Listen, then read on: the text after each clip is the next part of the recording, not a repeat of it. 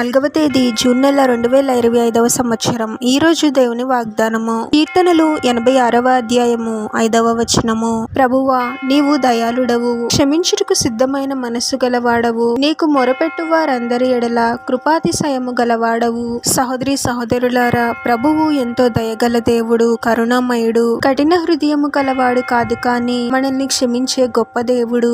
ఒకసారి మనల్ని మనం పరిశీలించుకుందాం. ఎన్నోసార్లు ఇది తప్పు అని తెలిసినా మనము ప్రభువునికి విరుద్ధమైన కార్యాలను ఎన్నో చేసి ఉంటాము. మనం తప్పు చేసి ప్రభువుని నిందించి ఉంటాము. ప్రభువుని అశ్రద్ధ చేసి లోకానికి, లోకపు క్రియలకు ప్రాముఖ్యత ఇచ్చి ప్రభువునకు దూరంగా జీవించే ఉంటాము. మన తప్పులను బట్టి, పాపములను బట్టి మనల్ని శిక్షించడానికి ప్రభువునకు ఒక్క క్షణం చాలు. కానీ ప్రభువు మనపై ఉన్న గొప్ప ప్రేమతో మనల్ని క్షమిస్తూ ఎన్నో అవకాశాలను ఇస్తూ ఉన్నాడు. తప్పు చేయడం మనిషి యొక్క స్వభావము, కానీ తప్పులను తెలుసుకొని ప్రభువుని క్షమించమని అడగడం ఒక గొప్ప లక్షణం. పశ్చాత్తాపంతో నన్ను క్షమించు ప్రభువు అంటే చాలు. మనల్ని క్షమించడానికి ప్రభువు సిద్ధంగా ఉన్నాడు. ప్రభువునకు మొరపెట్టు వారి పట్ల ప్రభువు కృప చూపించే గొప్ప దేవుడు.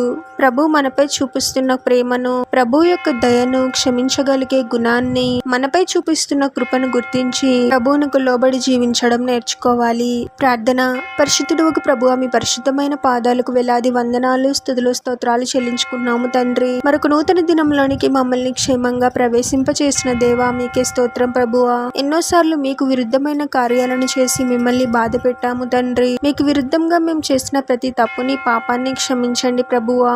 మా హృదయాలలో నిజమైన పశ్చాత్తాపాన్ని కలిగించండి తండ్రి. మమ్మల్ని క్షమిస్తూ ఎన్నో అవకాశాలను ఇస్తూ ఉన్నావు ప్రభువా. మాపై కృపను చూపిస్తూ ఉన్నావు తండ్రి. మీ యొక్క ప్రేమను గుర్తించి మా జీవితకాలం అంతయు మీకు లోబడి మీ పట్ల భయభక్తులు గల జీవితాన్ని జీవించే వారముగా మమ్మల్ని దీవించమని, ఈ ప్రార్థనలో ఏకీభవిస్తున్న ప్రతి ఒక్కరిని పేరు పేరున దీవించి ఆశీర్వదించి అభిషేకించమని, వారు చేసే ప్రతి పనిలో మీరే వారికి తోడుగా ఉండి వారిని అన్ని కీడుల నుండి, అపాయాల నుండి మీరే వారిని రక్షించమని ఈ మా మనవులన్నీ యేసుక్రీస్తు వారి పరిశుద్ధ నామంలో అడిగి వేడుకొనుచున్నాము తండ్రి. ఆమెన్.